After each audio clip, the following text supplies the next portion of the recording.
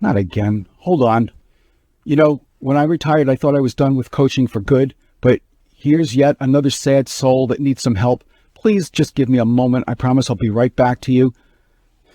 Just when I thought I was out, they pull me back in. From what I know about you, you've always been the kind of man who stands for honor and loyalty to his king. But now it seems like ever since you've spoken to your wife, long-term obligations are just unnecessary things to you. You might think that you're headed for a heartache if you don't listen to her, but I assure you, things are only going to get worse for you both if you do. I'm sure she's testing your resistance, but I urge you to be strong before the roof caves in on both of you. If your mind keeps telling you to move along, then don't even think about harming King Duncan or Macduff, his wife and baby. There's no excuse for any of that. You keep talking about tomorrow and tomorrow and tomorrow, but when the sun comes up in the morning, I urge you to have nothing to do with those secret black and midnight hags or their murdering ministers. Do not get sucked into their witchy ways. So listen and listen good, Macbeth. Those three weird sisters are evil and are filling your head with prophecies. Beware the Thane of Fife. Fear none of woman born. Fear none until Birnam Woods comes to Dunsinane. Don't seek to learn any more about this which way or that which way, because they will only turn thee every which way but loose. Sorry about that.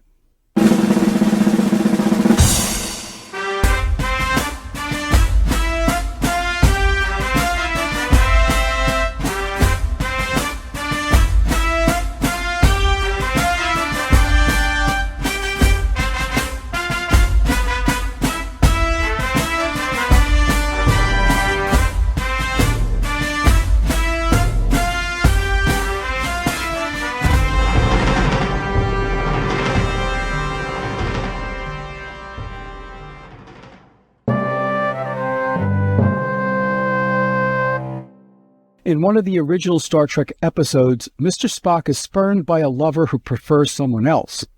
He advises his rival that, after a time, you may find that having is not so pleasing a thing after all as wanting.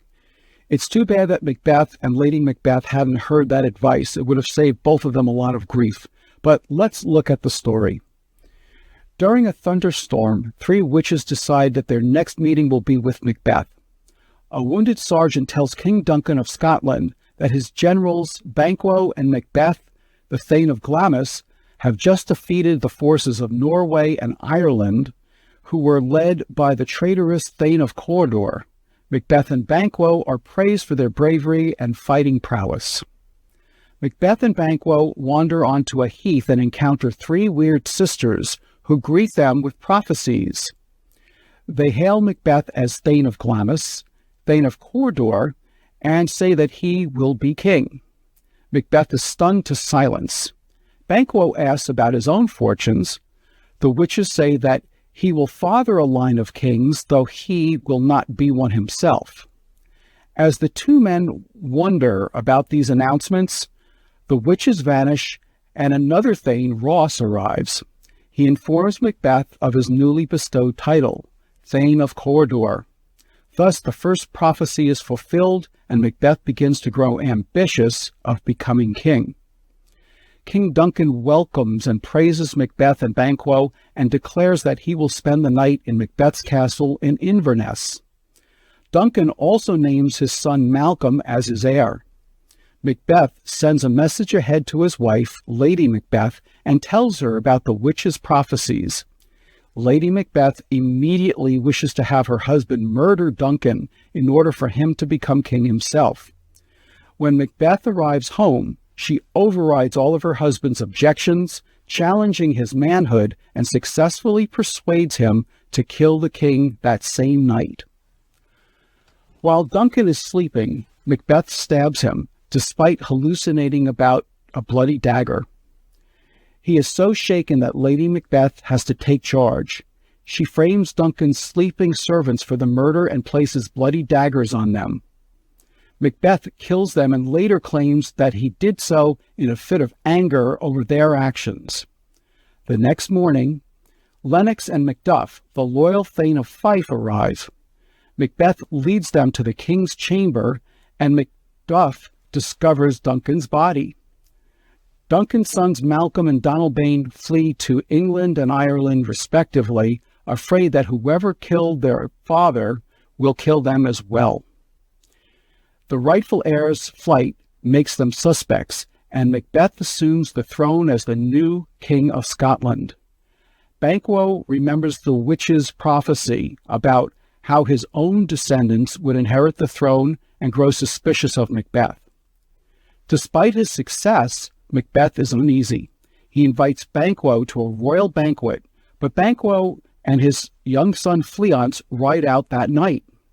Fearing Banquo's suspicions, Macbeth hires 2 men to kill them. The assassins kill Banquo, but Fleance escapes. Macbeth fears losing his power as long as an heir of Banquo remains alive. During the banquet, Banquo's ghost sits in Macbeth's place. Macbeth raves wildly, startling his guests because the ghost is only visible to him. The others panic at the sight of Macbeth's raging at an empty chair until a desperate Lady Macbeth tells them that her husband is merely afflicted with a harmless malady. The ghost departs, but returns again, causing the same riotous behavior in Macbeth. This time, Lady Macbeth asks them to leave, and they all do so. Disturbed, Macbeth visits the 3 witches once more and asks them to reveal more prophecies to him. They summon horrible apparitions, each of which offers prophecies that put Macbeth's fears to rest. First, to beware of Macduff. Second, that no one of woman born will be able to harm him. And third, that Macbeth will be safe until Great Burnham Woods comes to Dunsinane Hill. Macbeth is relieved and feels secure because he knows that all men are born of women and Forrest cannot possibly move. Macbeth also asks if Banquo's sons will ever reign in Scotland. The witches show a procession of 8 crowned kings, all looking like Banquo. After the witches leave, Lennox enters and tells Macbeth that Macduff has fled to England. Macbeth orders Macduff's castle to be seized and sends murderers to slaughter Macduff, as well as Macduff's wife and children. Although Macduff is no longer in the castle, everyone else in Macduff's family is killed. Lady Macbeth becomes racked with guilt from the crimes she and her husband have committed. A doctor and a gentlewoman discuss Lady Macbeth's strange habit of sleepwalking. Lady Macbeth enters in a trance with a candle in her hand. Bemoaning the murders of Duncan, Lady Macduff, and Banquo, she tries to wash off imaginary bloodstains from her hands, all the while speaking of the terrible things that she has urged her husband to do. The doctor and gentlewomen watch her descend into madness. In England, Macduff learns that his wife and children have been savagely slaughtered. He is stricken with grief and vows revenge. Prince Malcolm, Duncan's son, succeeds in raising an army in England, and Macduff joins him. They ride to Scotland and challenge Macbeth's forces. All are appalled by Macbeth's tyrannical and murderous actions. Malcolm leads an army, along with Macduff and Englishman Siward the Elder, against Dunsinane Castle. While encamped in Burnham Wood, the soldiers are ordered to cut down and carry tree branches to camouflage their numbers. Macbeth learns that Lady Macbeth has killed herself, and he sinks into a deep and pessimistic depression. Though he reflects on the brevity and meaninglessness of life, he nevertheless awaits the English and fortifies Dunsinane. He is certain that the witches' prophecies guarantee his invincibility, but is struck with fear when he learns that the English army is advancing on Dunsinane shielded with boughs cut from Burnham Wood, fulfilling one of the prophecies. The battle climaxes in Macduff's confrontation with Macbeth, who killed young Siward in combat. Macbeth boasts that he has no reason to fear Macduff because he cannot be killed by any man of woman born. But Macduff declares that he was from his mother's womb untimely ripped, in other words, not of woman born, fulfilling another prophecy. Macbeth realizes that he has misinterpreted the witch's words. Despite Macduff urging him to yield, he continues fighting. Macduff kills him, thus fulfilling the remaining prophecy. Malcolm, now King of Scotland, declares his benevolent intentions for the country and invites them all to see him crowned at Scone. When we get back, we'll look at some of the remarkable characters in Macbeth. Let's take a look at some of the major characters in Macbeth. We'll start with Macbeth himself. When the play opens, he is the Thane of Glamis, and he's also a relative of King Duncan. He's being recognized and rewarded for his loyal service in battle. Next, we have the three witches, or the three weird sisters as they're referred to, and they talk to and about Macbeth, and they fill his head with very promising prophecies. But it's never really clear if the prophecies come true as a result of Macbeth's actions because they told him about them, or if they already knew these things were going to happen. Next is Banquo. He is a Scottish Thane who unfortunately is with Macbeth when they first encountered the three weird sisters, and even though he's told that he would not be king himself, he's supposed to be the begetter of kings. King Duncan is the King of Scotland at the beginning of the play. It should be noted that he has recently been betrayed by the Thane of Cawdor, whom he trusted. Next we have Lady Macbeth. She is the wife of Macbeth, and we first see her when she's reading her husband's letter telling about a promotion and the encounter with the three weird sisters. Right from the very beginning, we see her plotting her husband's immediate ascension to the throne, even if it requires murder. And even though neither her husband nor her has murdered anybody, she's not the least bit hesitant about doing so. Then we have Macduff. He is the Thane of Fife, who, as it turns out, had been born by cesarean section and was from his mother's womb untimely ripped. This will become very important later in the play because it helps fulfill one of the witch's prophecies and completely takes Macbeth by surprise. Next we have Malcolm and Donalbain. These are the sons of King Duncan, and they fear that they will also be killed after their father's death. There's also Fleance, who is the son of Banquo, who narrowly escapes an assassination attempt on him and his father by Macbeth's henchmen. By the way, Shakespeare invented the word assassination and used it for the very first time in Macbeth. We also see Lady Macduff and her son, who are killed when Macbeth sends murderers to Macduff's house in a scene quite reminiscent to King Herod's slaughter of the innocents. And finally, we have Siward the Elder, who is Earl of Northumberland, and he's most memorable near the end of the play because his only concern after hearing that his son has been killed is that his wounds were in the front of his body, meaning that he was killed in battle and not fleeing like a coward. When we get back, we'll look at some of the plot devices and memorable scenes in Macbeth. Let's look at some of the plot devices and memorable scenes in Macbeth. Shakespeare uses prophecies as plot devices in many of his plays, but rarely are they more important and prominent as they are in the story of Macbeth. In fact, there are several. But what's most important to remember about Shakespeare's prophecies that they almost always come true. The first one takes place in Act 1, Scene 3, when human beings, Macbeth and Banquo, first encounter three supernatural witches who greet them with prophecies. As a result, the two men are shocked by the encounter. First is that Macbeth will become Thane of Cawdor. Next is that he will eventually become King of Scotland.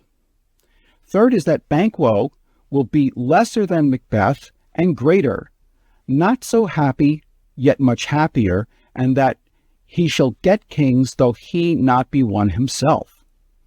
Next, we have more prophecies for Macbeth alone in Act 4, Scene 1. First, the witches tell him to beware Macduff, but he doesn't pay much attention to it when he hears the second prophecy, which is, "Be bloody, bold, and resolute. Laugh to scorn the power of man, for none of woman born shall harm Macbeth." By this, he believes he's invincible, And then, to sucker him in even more, they tell him, Macbeth shall never be vanquished until great Birnam Wood to Dunsinane Hill shall come against him. Now Macbeth, convinced more than ever that he cannot be harmed, because how can the forest uproot itself and travel?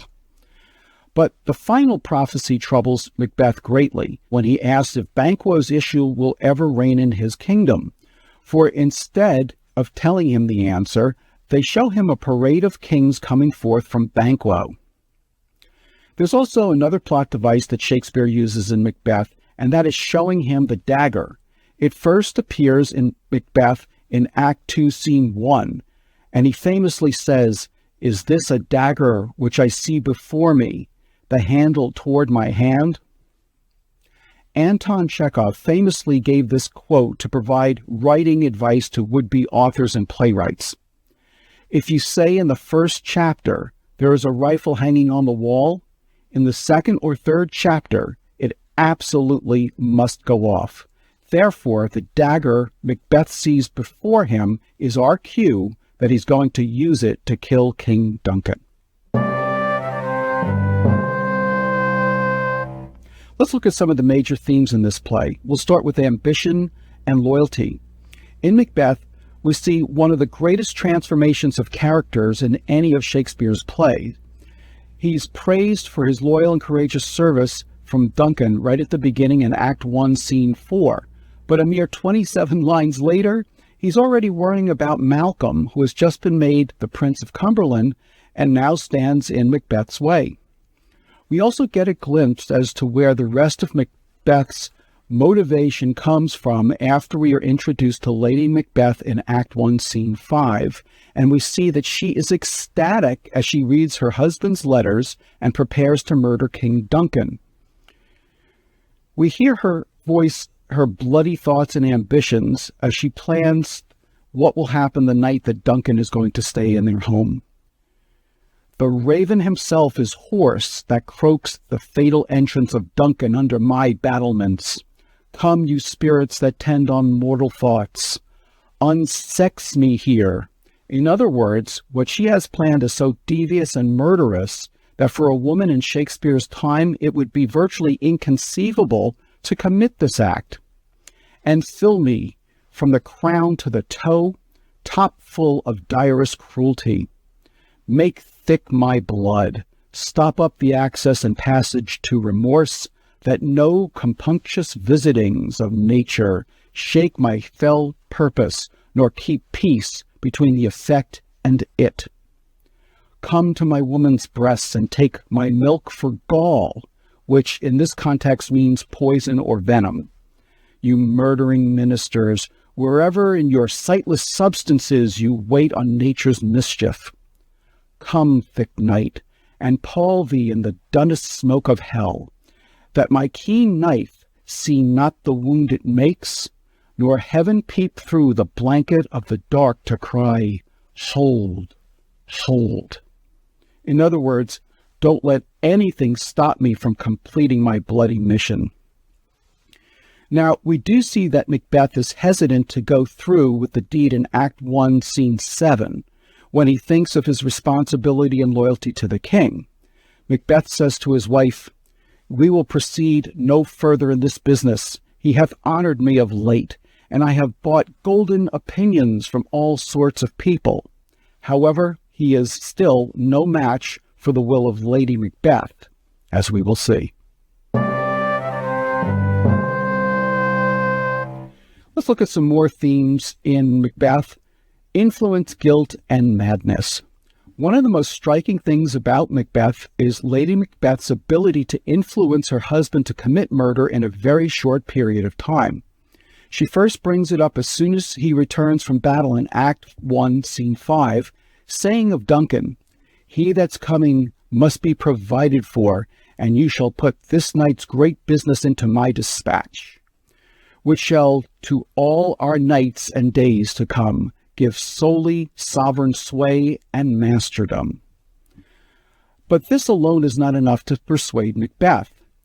Even though he's interested, he tries to get out of it in Act 1, Scene 7. However, Lady Macbeth doesn't just use guilt to persuade her husband. She goes for the jugular and verbally emasculates him, saying, "What beast was it then that made you break this enterprise to me? When you durst do it, then you were a man." Then she hits him with the most emasculating question of all. "Are you a man?" And after she succeeds in strengthening Macbeth's resolve to kill King Duncan, he tells her, "Bring forth men-child only, for thy undaunted mettle should compose nothing but males." All things considered, it's probably a good idea that this couple didn't have any daughters. Finally, let's talk about madness. Both of them experience it. We hear Macbeth say in Act 2, Scene 2, after killing Duncan, "Methought I heard a voice cry, 'Sleep no more. Macbeth doth murder sleep.'" He's so afraid to think about what he's done that he can't even go back into the room to leave the bloody daggers at the murder scene. His wife has to go back and do it for him and says, "My hands are of your color, but I shame to wear a heart so white." Again, this is another dig at Macbeth's masculinity. If his wife, who's a woman, can do this, how come he can't? But as we will see in Act 5, Scene 1, having seen her husband say his mind is full of scorpions and tremble at the visage of Banquo's ghost, disrupting the mirth at the dinner feast, Lady Macbeth herself goes mad, saying, as she sleepwalks and rubs her hands in front of the nurse and the doctor, "Out, damned spot, out, I say! Who would have thought the old man to have had so much blood in him? Here's the smell of blood still. All the perfumes of Arabia will not sweeten this little hand. What's done cannot be undone." When we come back, we'll look at some of Shakespeare's most powerful lines in Macbeth. Macbeth succeeds as a timeless masterpiece because of the intricate plot and the richness of the dialogue. Many of the lines from the play will already be familiar to people who have never seen or read a Shakespeare play, such as "Fair is foul and foul is fair," "Double, double, boil and trouble," and "Something wicked this way comes." So let's look at some of the most powerful speeches in the play. The first one is in Act 2, Scene 1, Macbeth preparing to kill Duncan and hallucinating, saying, "Is this a dagger which I see before me, the handle toward my hand? Come, let me clutch thee. I have thee not, and yet I see thee still. Art thou not fatal vision, sensible to feeling as to sight? Or art thou but a dagger of the mind, a false creation proceeding from the heat oppressed brain? I see thee yet, in form as palpable as this which now I draw. Thou marshallest me the way that I was going, and such an instrument I was to use. Mine eyes are made the fools of the other senses, or else worth all the rest. I see thee still, and on thy blade in dudgeon gouts of blood, which was not so before. There is no such thing. It is the bloody business which informs thus to mine eyes. Now o'er the one half world nature seems dead, and wicked dreams abuse the curtained sleep. Macbeth continues a few lines later.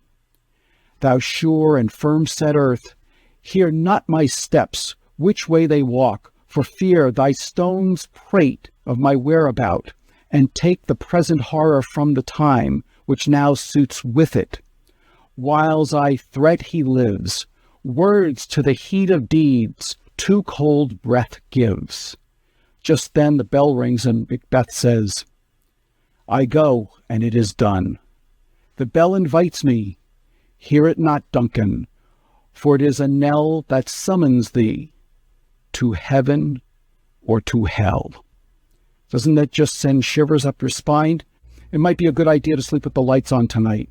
And let's finish up with the most famous soliloquy from the play, Act 5, Scene 5, the tomorrow and tomorrow and tomorrow speech. On hearing that his wife is dead, Macbeth gives his most famous soliloquy, saying, "She should have died hereafter. There would have been a time for such a word.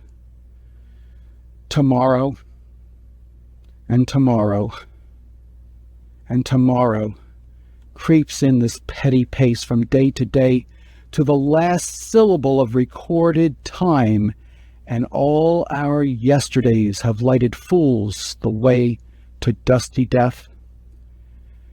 Out, out, brief candle, life's but a walking shadow, a poor player that struts and frets his hour upon the stage and then is heard no more.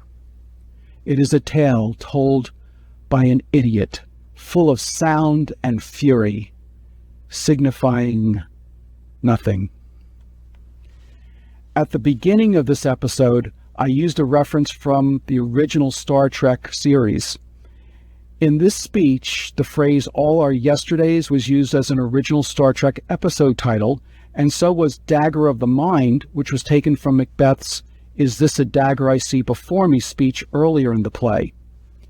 In 2018, Martin Clammer published a book entitled Out, Out, Brief Candle, about African children who survive terrible fires and go on to thrive by rehearsing and performing Macbeth.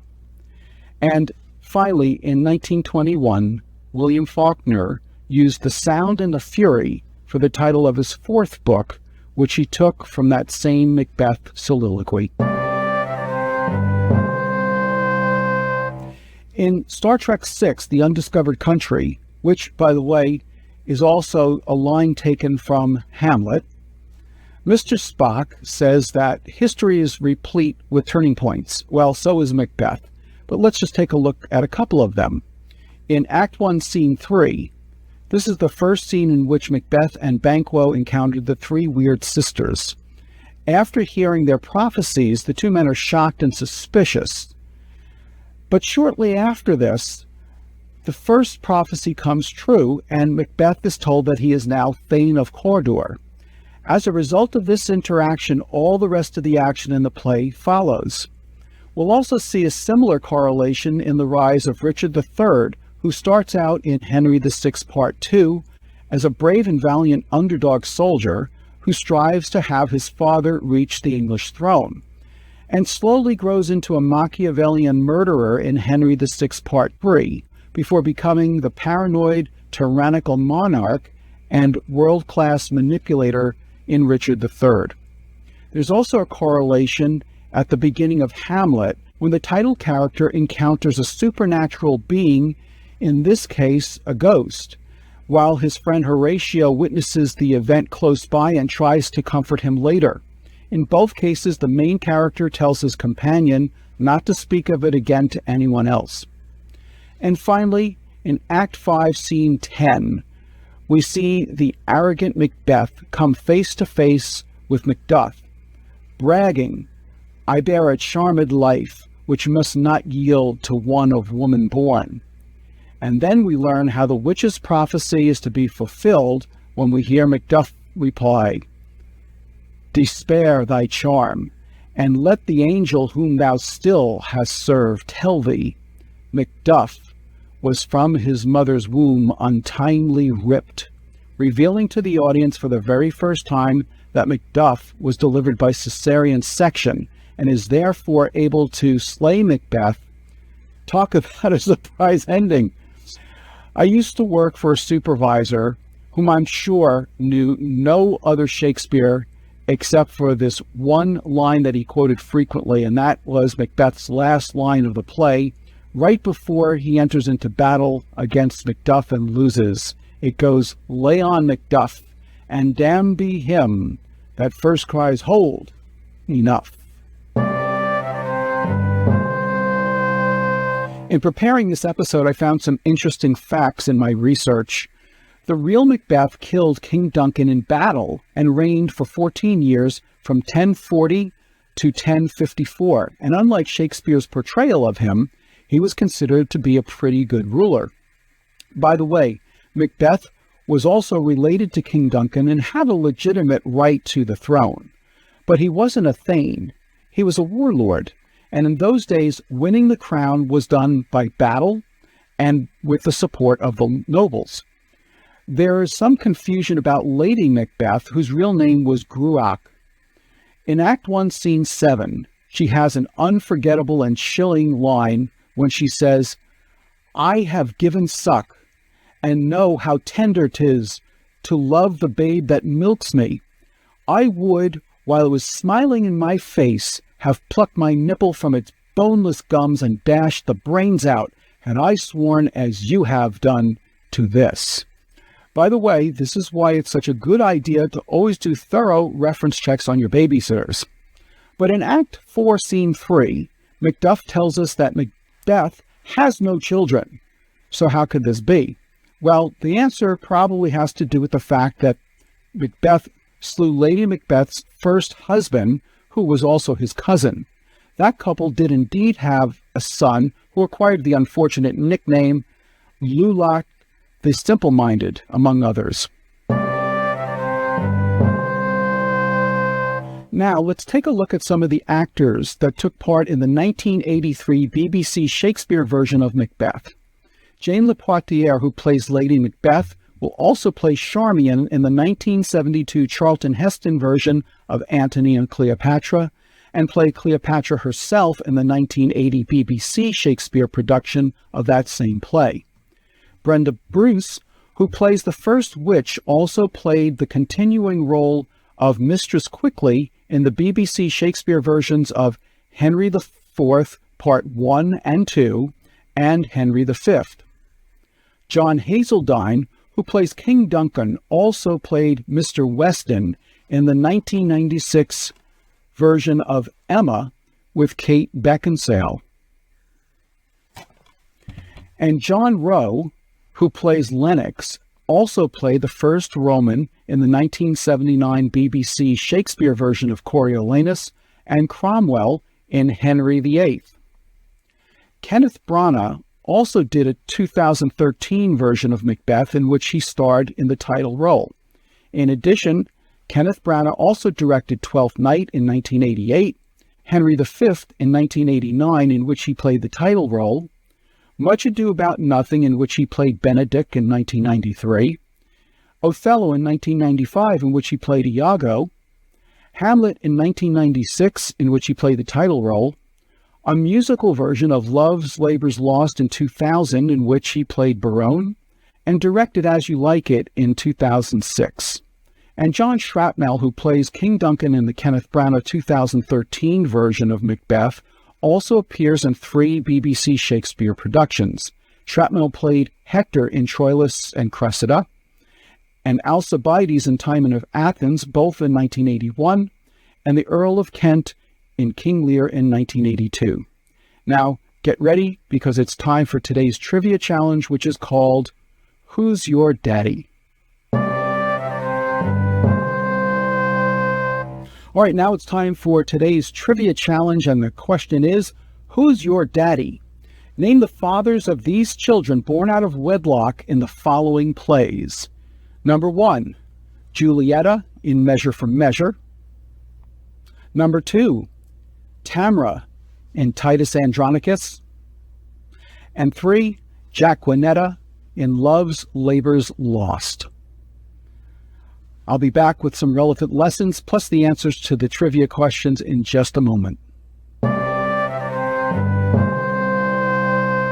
Okay, now let's see how you did in today's trivia challenge, Who's Your Daddy? You were to name the fathers of these children born out of wedlock in the following plays. Number 1, Julieta in Measure for Measure. That was Claudio. Number 2, Tamra in Titus Andronicus. That was Aaron the Moor. And Jaquenetta in Love's Labour's Lost. That was Armado.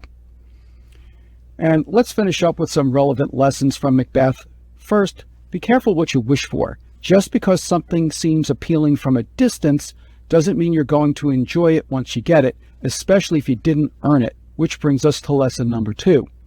Don't buy the trophy. It's one thing if you inherit the right of succession or a promotion. It's another thing to pursue it at all cost.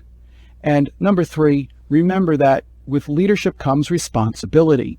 Even if you somehow find yourself in a leadership role, you're still going to have to re-earn the right to lead every single day. I'm Dave Romeo, and thank you for watching this episode of Romeo on Shakespeare. Please join me next time when you will hear about a virtuous maid who courageously fights back against an indecent proposal from a powerful deputy and demands justice, justice, justice, justice.